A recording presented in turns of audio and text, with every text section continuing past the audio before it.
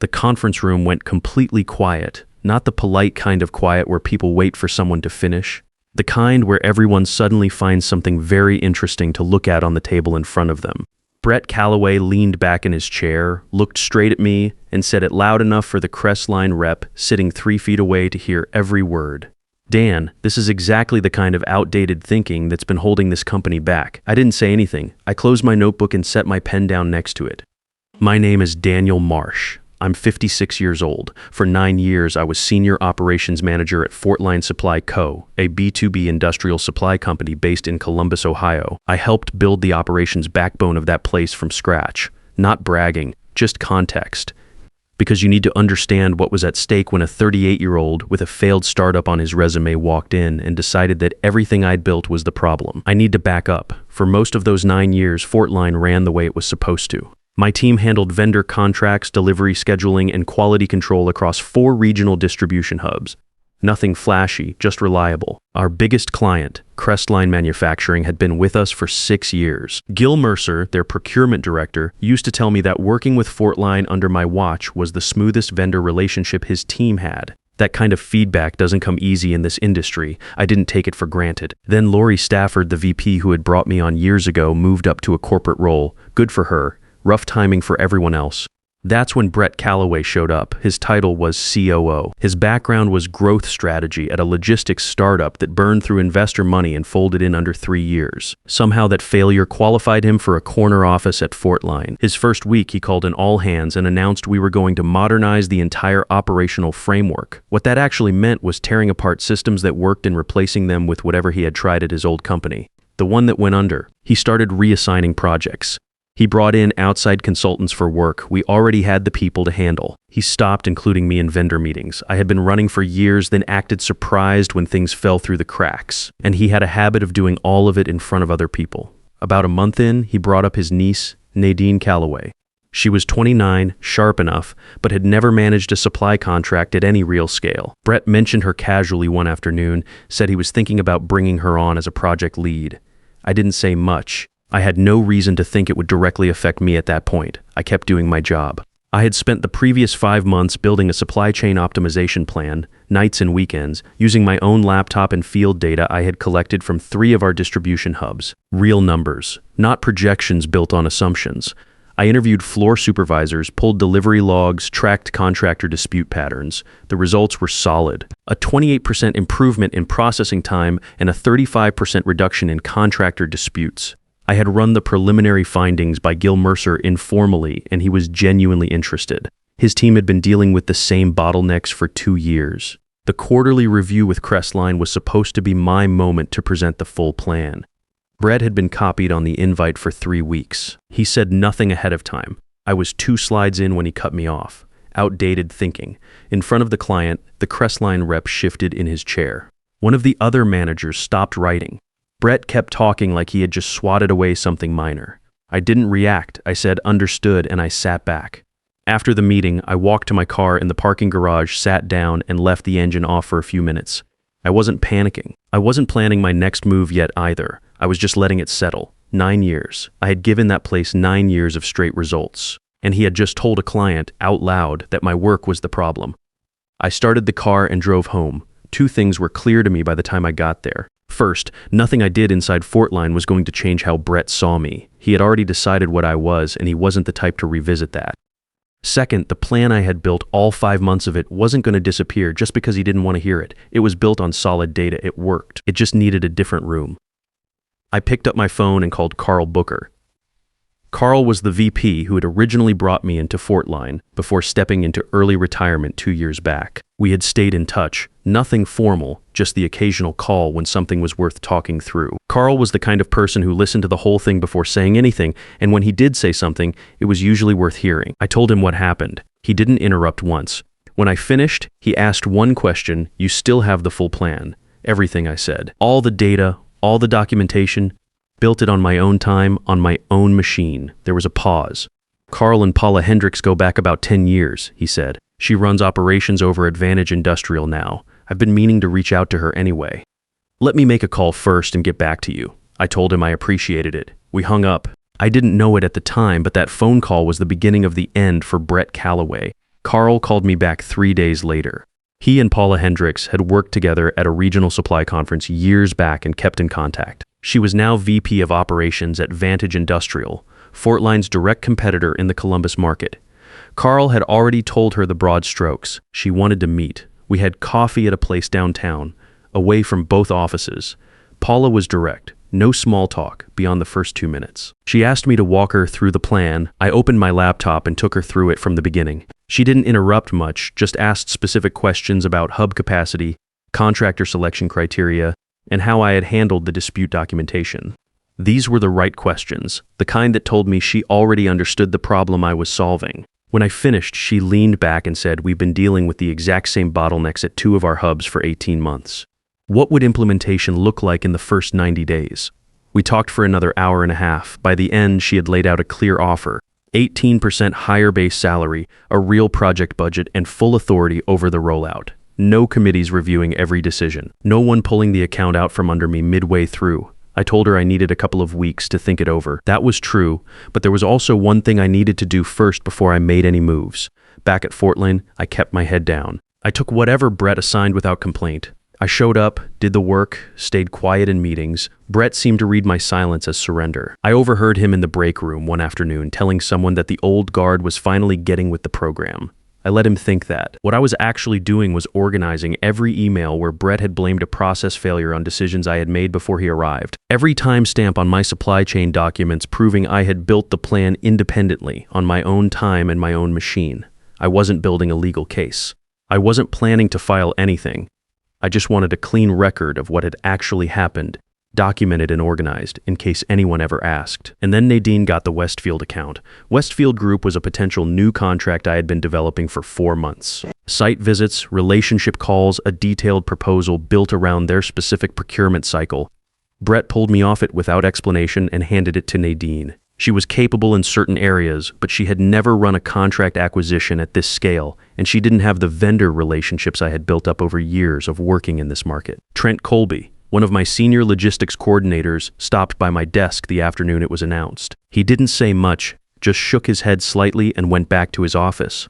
Trent had been at Fortline almost as long as I had. He knew what the Westfield account represented, and he knew who had built it. I submitted my resignation the following Friday. I gave 2 weeks' notice, wrote a clean letter, and placed it on Brett's desk at the end of the day when most of the floor had already cleared out. Monday morning, Brett called me into his office. He didn't ask why I was leaving or what had gone wrong. He just said, couldn't handle the pace, I guess, without looking up from his screen, and told me to make sure project files were handed off before my last day. I said I would take care of it, and I did. My last day was quiet. I spent the morning documenting handoff notes for every active account. I left nothing incomplete. Meg Crowley, who handled regional sales and had been a friendly face through all of this, found me packing my desk in the afternoon. She looked like she wanted to say something but wasn't sure what. I told her she was good at her job and not to let the current situation make her forget that. She nodded and went back to her desk. Trent stopped by as I was loading the last box into my car. He said, "You're making the right call." That was enough. 9 years fit into 2 boxes. A framed photo from the day we signed our first major vendor agreement back in year 2, a Columbus Blue Jackets mug, a small cactus that had somehow survived fluorescent office lighting for the better part of a decade. I started at Vantage Industrial the following Monday. The difference was noticeable from the first week. Paula ran her team the way Carl used to run ours: clear expectations, direct feedback, and no need to defend every data point you brought to a meeting. People asked questions because they wanted to understand the work, not to demonstrate that they already knew better. We launched the optimization rollout at 2 hubs in the first 6 weeks. The numbers came in close to my projections. Processing time down 26% by the end of the first quarter. Contractor disputes down 31%. Not exactly what I had projected, but real, documented, and sustainable. Paula approved the expansion to the remaining hubs without hesitation. Meanwhile, things at Fortline were unraveling faster than I expected. Nadine had missed the first delivery timeline on the Westfield contract by 11 days. Westfield sent a formal written complaint to Fortline's account team. Brett's response, according to what Trent passed along later, was to instruct his team to handle it quietly and not escalate internally. He did not inform the board. He did not contact Westfield directly to address it. He buried it and hoped it would go away. It did not go away. Gil Mercer at Crestline had already been watching the situation for weeks. He had noticed the shift in responsiveness after I left, the slower turnaround times, the generic answers to specific questions, the sense that nobody on the Fortline side really knew his account anymore. He had given it a fair amount of time, but his patience had a limit. He filed a formal written complaint directly to Fortline's board of directors, submitted by email with a CC to 3 members of the executive team. The message was professional and specific.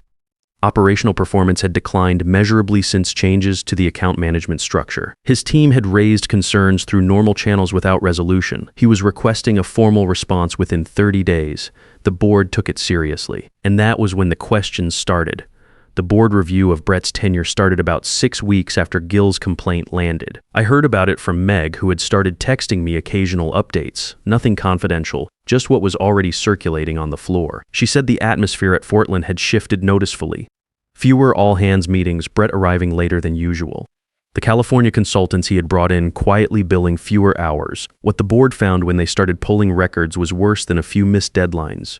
The Westfield situation had not resolved itself the way Brett had hoped. Westfield's procurement team had put the contract on hold pending a performance review. When the board requested the full communication history on the account, they found a gap. There were no internal escalation records for the delivery failure, no documentation of any corrective action.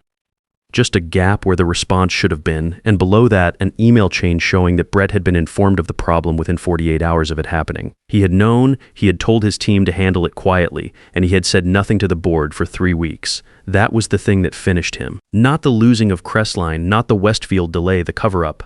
I found out later through Trent that the board had also requested Brett's files on my termination. When they pulled the email record, they found what I had always known was there, a pattern of blame shifting going back to his first month, process failures attributed to legacy decisions, vendor complaints redirected toward my old accounts, documentation gaps explained away as problems I had left behind. Trent said one of the board members had asked Brett directly whether he had been aware that I had developed the supply chain optimization plan independently, before my resignation. Brett apparently said he had not seen the full documentation. The timestamps told a different story. I was not in the room for any of this. I did not file a complaint. I did not reach out to anyone on the board. I had just kept my records organized and let other people ask the questions. Crestline Manufacturing called Vantage 4 months after I started. Gil Mercer reached out to Paula directly and asked for a meeting. Paula looped me in immediately. We put together a straightforward presentation, nothing flashy. Just the actual numbers from our first quarter rollout and a clear implementation plan for what a transition would look like on their end. The meeting lasted about 2 hours. Gil had brought 2 members of his operations team. They asked specific questions about timeline, vendor continuity, and how we handled dispute resolution. These were the same questions I had been answering for Crestline for years. I knew the answers before they finished asking. At the end of the meeting, Gil leaned forward and said, "We should have done this 6 months ago." He meant it as a compliment to us. He also meant it as something else. Crestline signed a 3-year contract with Vantage Industrial 2 weeks later. The total annual value came in at around $223 million, which was roughly 40% higher than what Fortline had been billing them. Paula did not make a big deal of it internally. She just sent a short email to the team that said the rollout was expanding and thanked everyone for the work. That was her style. When news of the Crestline switch reached Fortline's leadership, Brett called an emergency meeting. According to Meg, he spent most of it cycling through explanations, market conditions, relationship gaps inherited from previous management, competitor undercutting on price. He had an answer for everything except the actual reason. Westfield put their contract decision on indefinite hold the same week. A second smaller client asked to pause their renewal discussions pending a review of service levels. The board had seen enough. Brett Calloway was out within the month. The announcement said he was pursuing new opportunities. No details, no transition plan, just a 2-paragraph statement and a Friday afternoon email. Lori Stafford came back as interim director. She called me the week after she started. It was a good conversation, genuinely warm. She said she was sorry. She hadn't seen how bad things had gotten before she left. She said the damage was real and it was going to take time to repair. Then she asked if I had any interest in coming back. I told her I appreciated the call more than she knew, but my answer was no. I was exactly where I needed to be. She understood. She asked if any of my former colleagues might be open to returning, and I told her honestly that a few of them were good people who deserved a stable environment, and that she should reach out to them directly. I wasn't going to make that decision for anyone. Trent Colby joined Vantage about 6 months after I did. He didn't make a dramatic exit from Fortline. He just applied, interviewed, and accepted the offer. He brought his Westfield contact with him, a procurement coordinator he had worked with closely over the years. That relationship was the reason Westfield eventually came to us. No cold outreach, no pitch meeting, just a phone call from someone they already trusted, telling them there was a better option available. Meg Crowley followed about 2 months after Trent. She had stayed long enough to see Lori get the interim role established and the floor stabilized slightly. Then she made her move. Paula hired her into a regional account development role that fit her well. By the time the Ohio Manufacturing Summit came around, roughly 7 months into my time at Vantage, we had a full team and a results record worth talking about. Paula had submitted our supply chain work as a case study to the summit organizers 3 months earlier. They came back and asked if I would present it in person. I said yes without overthinking it. The summit was held at a convention center downtown. I got there early, ran through my slides once in the empty room, and grabbed a coffee before the morning sessions started. About an hour before my presentation slot, one of the event coordinators handed me the attendee list. Standard practice, nothing unusual. I was scanning it for anyone I knew when I saw the name about 2/3 of the way down. Brett Calloway, registered as a general attendee. I stood there for a moment, then folded the list and put it in my jacket pocket. I want to be straight about what I felt in that moment. It wasn't satisfaction exactly. It wasn't the thing you imagine feeling when you picture the guy who humiliated you sitting in a room watching you get recognized. It was something quieter than that. More like confirmation. Not that I had won something, but that the work had landed where it was supposed to. I went out and gave the presentation. 25 minutes, no slides with buzzwords, just the methodology, the numbers, and what we learned from the rollout. The audience asked good questions. Experienced people, operations managers, and procurement leads who had dealt with the same problems and wanted to know the specifics. I answered every question and walked off the stage. Carl Booker found me near the coffee station afterward. He shook my hand and said, "Good work, Dan." That was it. Coming from Carl, that was plenty. His son Pete was there too. Pete had joined Vantage a few months back in an analyst role, still learning the industry, still figuring out how he wanted to approach the work. He pulled me aside near the end of the afternoon and asked me something I wasn't expecting. "How did you stay calm through all of it?" I would have said something. I would have pushed back right there in that meeting. I thought about it for a second before answering. "Getting loud in the moment feels good for about 5 minutes, I said. "And then what? You've made yourself the problem. You've given him something to point at instead of the work." Pete nodded, but I could tell he was still chewing on it.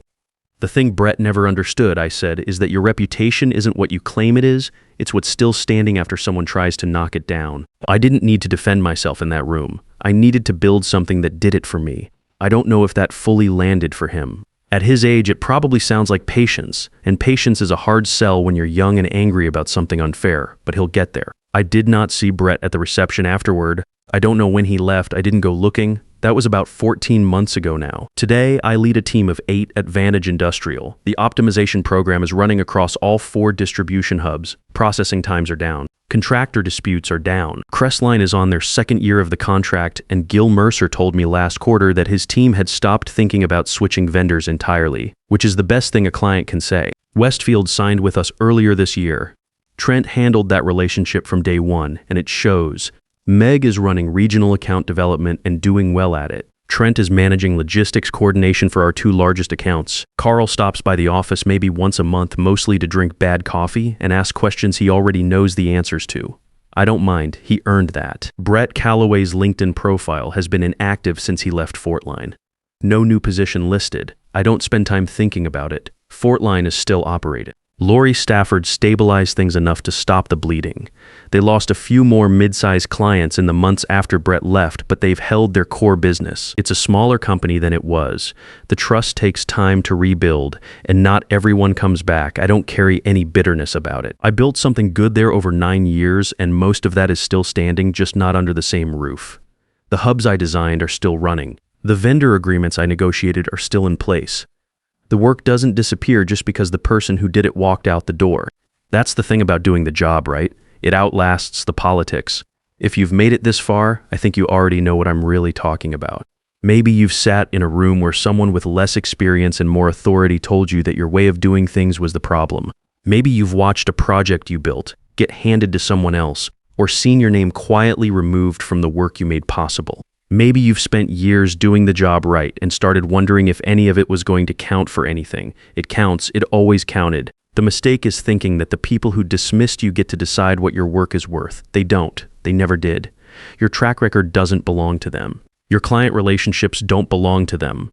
The expertise you built over decades doesn't disappear because someone newer decided it was inconvenient. What Brett taught me without meaning to is that the best response to being told you don't belong at the table is to find a better table, not out of spite, out of clarity. You know what you're worth, you know what you've built. Stop spending that energy trying to convince someone who has already decided not to listen. Do the work, document everything, keep your relationships, and when the right door opens, walk through it without looking back. The results will say the rest.